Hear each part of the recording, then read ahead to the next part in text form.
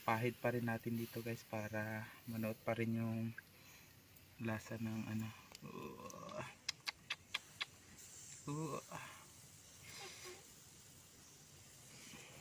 Parang totoong barbecue ah. Ano? Okay.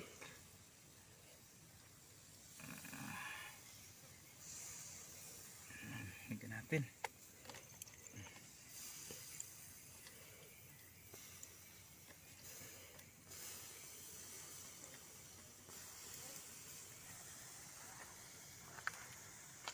Sarap yan guys. Okay guys. Medyo madami-dami na rin nakuha natin guys. Dagdagan na lang natin mga ilang piraso. Ito po lahat. Yan. So, lalagayin po muna natin. At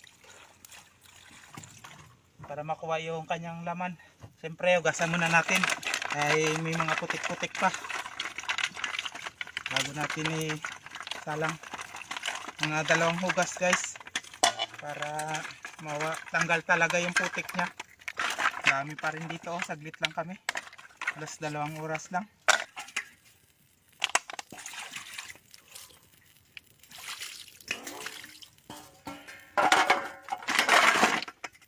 Isa pa. So yan na, pangalawang ano na ito, salang na natin.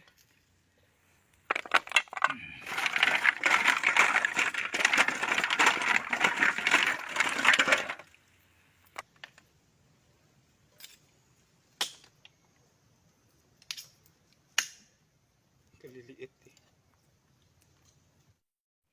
So ayan guys, ito na po lahat nung kuhay na nakuha natin. So ayan. Ayan. Tapos lagyan po natin ng paminta.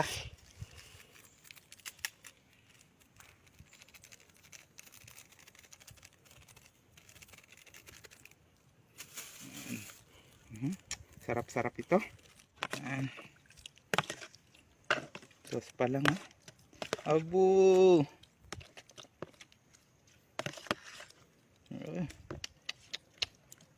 So habang minamarinate natin, ayun na po yung ano natin guys. Buksan na tayo.